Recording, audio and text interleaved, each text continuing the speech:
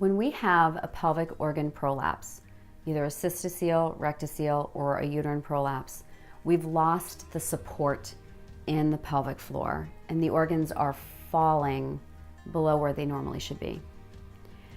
Traditionally, we tend to think that the only reason why anyone would have a pelvic organ prolapse is because of pregnancy and childbirth, particularly vaginal delivery. And yes, those are precursors and reasons that a woman can have that. However, like myself, you can be diagnosed with a prolapse without ever having children.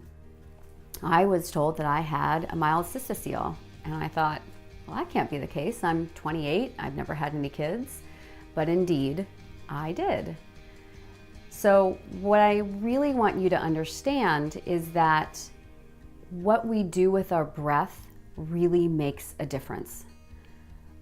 I was constipated much of my life up to that point. So with the bearing down and the straining that I did to have a bowel movement, that was one factor that made me have my prolapse. I had really bad bronchial chest colds that would last for weeks on end.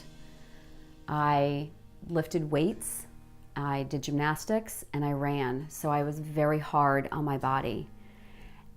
Now, it doesn't mean that if you do have constipation or if you did gymnastics or you're a runner that you're going to definitely have a prolapse.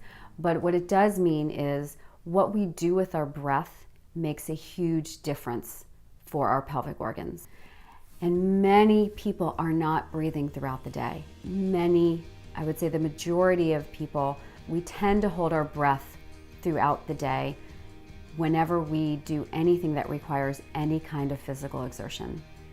When this happens, it's like a little increased pressure on our pelvic organs that over time, over years, will eventually begin to push things down. Even if you don't have any of these precursors that I mentioned, just closing off the throat when we bend over, when we pick something up, when we get out of a car, it doesn't have to be this big bearing down, holding of the breath, kind of thing. It really could just be as we bend over, just a quick closing off of the throat. What it does is it increases the intra-abdominal pressure and it pushes downward on those pelvic organs. What we should be doing is, instead of closing off our throat and just doing a little holding of our breath, is exhale, and if you can, contract and lift your pelvic floor muscles. So if you're gonna bend and pick something up off of the ground, exhale while you're lifting and bending and contract your pelvic floor. Or if you're gonna be taking clothes in and out of the laundry or getting out of your car, start to pay attention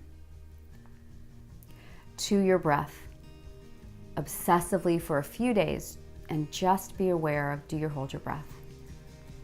That will make a difference for you down the line.